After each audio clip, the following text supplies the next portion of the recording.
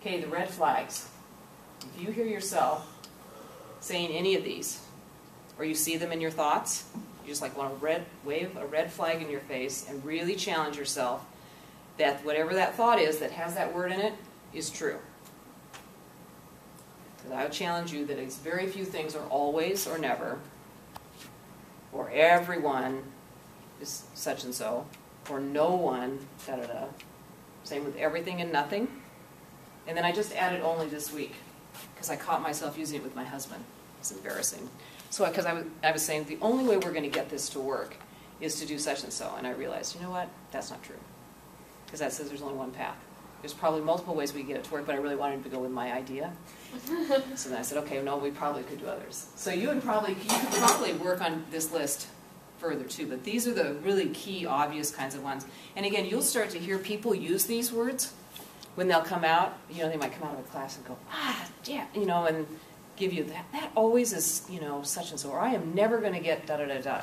And again, when you're using these words in your head, that automatic reaction is you're going to end up with feelings that are not going to be motivating for you very much. Or you're going to, if you act on those feelings without going through that process, you're likely to make a not very good choice about an action path. And I actually did that a couple weeks ago, and I'm sad to confess. I got an email, and I read the email, and I was like, what?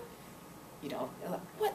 And I didn't take time to go through and process it. I got the emotional reaction, but I didn't take time to say, what am I saying to myself about this thing? And I replied to it before I did it, and it was not good. And I ended up cycling unnecessarily things that happen. So I really encourage you, and that's how I use it all the time, especially with those emails or voicemails that I get, and I can get an emotional reaction, but I don't understand what it's coming from. I haven't had time to process the thoughts and to slow down and give yourself time to process the thoughts, go through the emotions, and then you're going to make a much better decision about what you're going to, you know, what you'll decide to do in reaction to whatever it is that happened. Does that make sense? Can you see how this might work for you? Okay.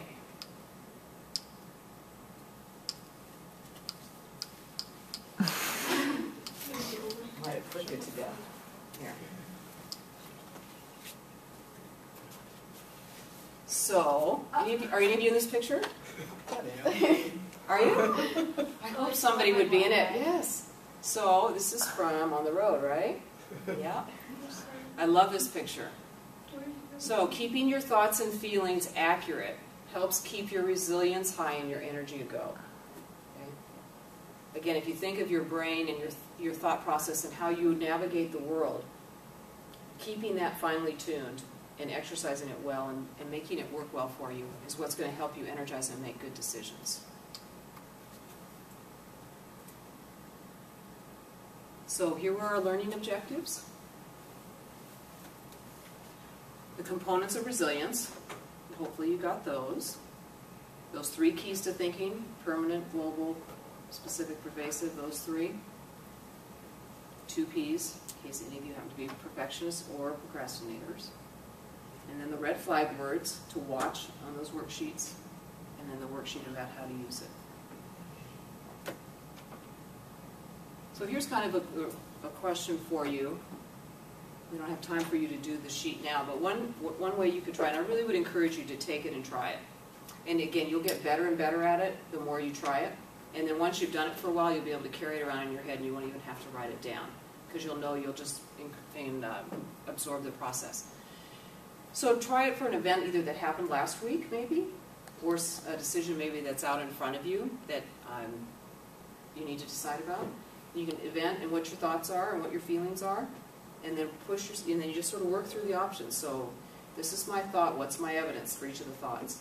And I always encourage people to push yourself on your thoughts too, because you usually have about 3 thoughts at least, and just don't accept only one thought out of yourself. So, okay, what else am I saying to myself? And if you get a thought, you kind of go, what? Why is it that I believe that?